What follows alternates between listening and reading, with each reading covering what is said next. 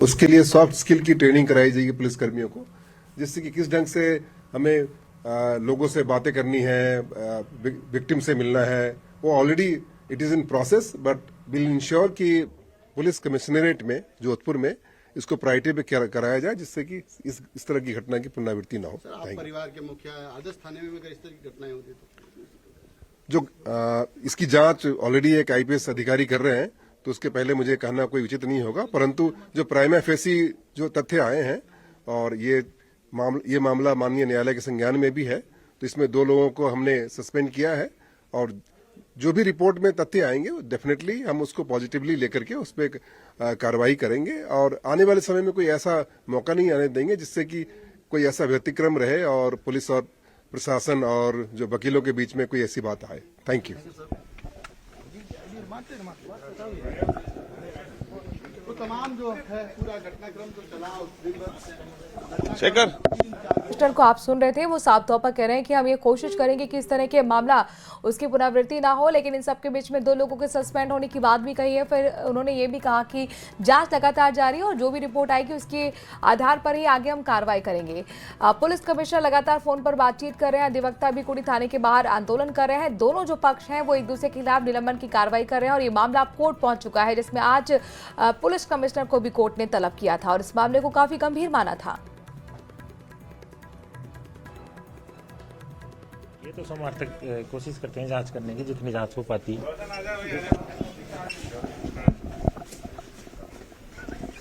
तो तमाम पक्षों को हम सुना रहे हैं आपको। ये देखिए ग्राउंड जीरो पर खुद हमारे संवाददाता मौजूद है, न्यूज 18 राजस्थान। सबसे पहले तस्वीरें भी पहुंचा रहा है, हर एक अपडेट आपको पहुंचा रहे हैं। ये मामला लगातार तूल पकड़ता जा रहा है।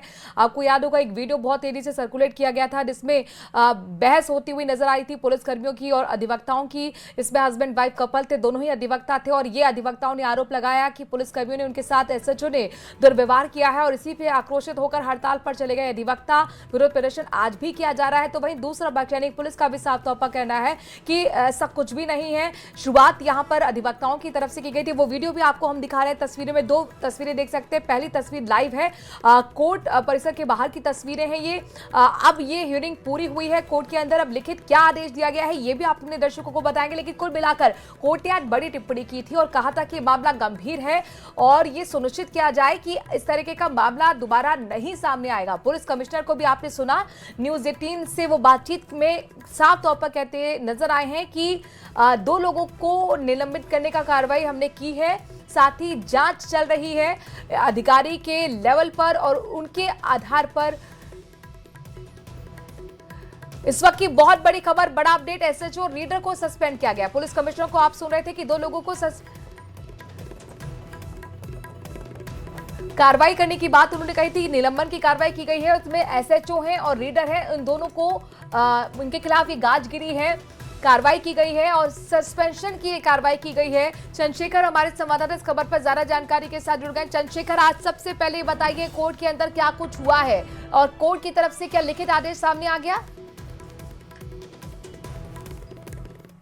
ये तो जिस तरह से कोर्ट में सुनवाई हुई थी और सुनवाई होने के बाद कोर्ट का जो रुख था वो स्पष्ट रुख था कि इस तरह की जो व्यवहार है वो कतई सहन नहीं किया जाएगा। सबसे बड़ी बात ये रही कि जो जोधपुर पुलिस कमिश्नर ओम प्रकाश पासवान है, उन्होंने कोर्ट को बहुत अच्छी तरह से संतुष्ट किया कि इस मामले में जो भी कार्रवाई विधि सम्मत होगी वो की जाएगी।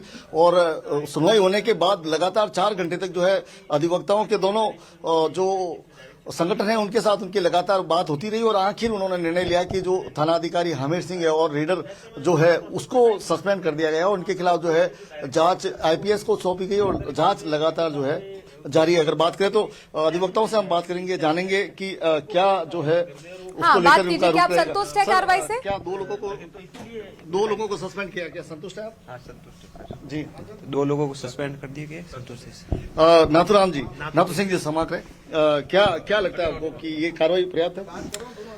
बिल्कुल जैसी ऑनरेबल कोर्ट की मंशा थी और हम एडवोकेट्स की जो डिमांड थी उसके अनुसार जो भी कार्रवाई उचित थी वो की गई और ऑनरेबल कोर्ट के डायरेक्शन और उनके आदेश की पालना करते हुए और उनकी बारीकियों से उनके ऊपर जांच करते हुए और आगे निर्णय लिया गया। सर, कोर्ट के सुनवाई होने के करीब 4-4.5 घंटे तक लगातार जो कसमकस चलती देखो रही। ये एक सस्पेंशन का प्रोसेस है, एक अकेले कमिश्नर साहब के हाथ में नहीं होता, इसको आगे आईजी और उनको भी कंफर्म करके उनको भी नॉलेज में इशू को लाना होता है, देन ये इसका तरह का डिसीजन लिया जा सकता है। इसलिए प्रोसेस में टाइम लगा। देन जो ऑर्डर कोर्ट का, ऑनरेबल कोर्ट का ऑर्डर था, उस पे भी गहनता से जांच कर जो वर्डिंग्स थे उनको ऊपर जांच करके और निर्णय लिया गया। कल को ऑनरेबल कोर्ट ने जो निर्णय दिया उसमें हमारे निर्णय लेने में पुलिस कमिश्नर साहब को कोई गलती नहीं हो जाए, इसलिए सब में थोड़ा सा गहनता से, इसलिए प्रोसेस में टाइम लगता है, तो और ज्यादा टाइम नहीं लगा है, बट इस प्रोसेस में थोड़ा सा टाइम लेना पड़ता है। सर, आप एज एन एडवोकेट आप क्या देखते हैं सर इसमें? ये वकीलों के साथ अत्याचार हुआ था, जो वकीलों की हमारी जीत हुई है इसमें। जीत हुई जी। सर, क्या मानते हैं आप? ये जो घटना हुई है इसके लिए जो कार्रवाई अभी हुई है बहुत अच्छा हुआ है। ये हमारे सब वकील समुदाय की जीत है। चंद्रशेखर पूछिए, आपको तमाम प्रोटेस्ट अधिवक्ता नहीं है, होगा? उनका ये मानना है कि जो जी अब आगे क्या क्या वकील अब तो प्रोटेस्ट नहीं करेंगे, हड़ताल पर नहीं जाएंगे? पूछिए।